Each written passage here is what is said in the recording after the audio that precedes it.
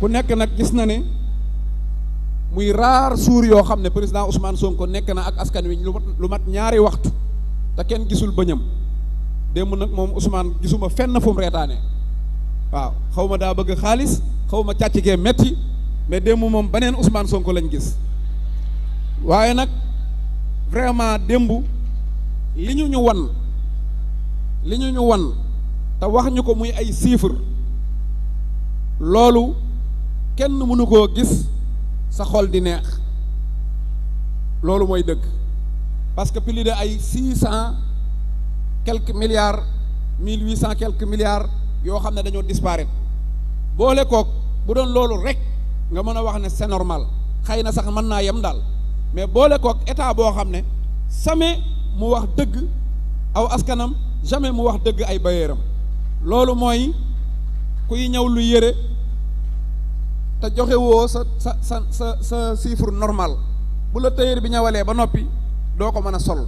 kon ñun Sénégal gi Macky Sall doon jiite ak Sénégal gi ñu nekk sax bokkul parce que chiffre yi ñu doon gouverner normalut ku nekk xam na ne nag fii suba di ngeen gis yenn mercenaire u micro yi ay kalaasu Yirim Seck kalaasu Madiambal Diagne ay Badara Gajaga mooy góor yaay may ma ñeex yooyu tàppet yooyu xam nga bu ñëwee lu ñuy wax non ay chiffres garaawul Amérique sax ay chiffres am du normal loolu lañ ñuy wax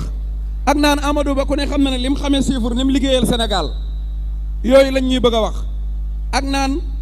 waa affaire bi kat bu normalul woon kon Cheikh Diba Ousmane Sonko du ko jël te ku ne xam na ne Cheikh Diba lan la jiite woon directeur programmé des budgets mooy koo xam ne budget bi lay jël programmé ko ba ministre bi jot ci yóbbu ko conseil des ministres foofu la ab liggéeyam yam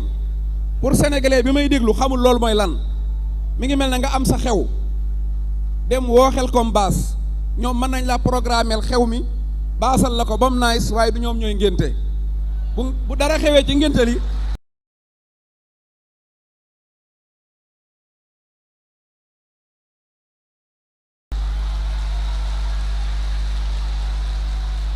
waaw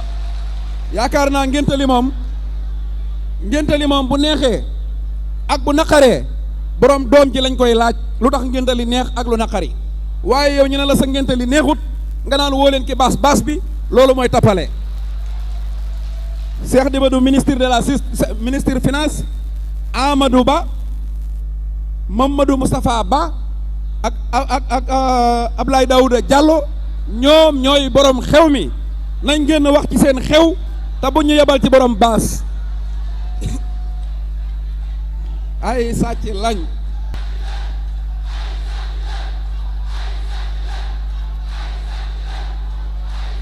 yu mag a mag sax waaw léegi nag beneen tomb bi nga xam ne moom laay jël mooy dañoo jëm ci élection législative waaw sàcc la Amadou Ba sàcc la Amadou Ba sàcc la Amadou Ba sàcc la léegi nag dañoo jëm ci élection législative muy élection yoo xam ne dafa mel ne son excellence Bassirou Diomaye Faye dañu koo jox fetal ne ko demal rëbbal ñu ba noppi bëgg a jël bal yi jox ko bal yi ne ko demal rëbb pour nga mën a jam yaakaar naa nag ku am ab rëbb di ko rëbbloo jox ko fetal gu baax am keneen koo xam ne amul fetal amaanul fetal naan ñëwul jox ma bal yi kooku dalaa bëgg a nax kon ki yor fetal gi moom la ñuy jox bal yi muy tiire di jam kooku mooy Bassirou Diomaye Faye li nga xam ne nag dinaa ko wax fii mooy patriotes yi am ngeen liggéey bu mat liggéey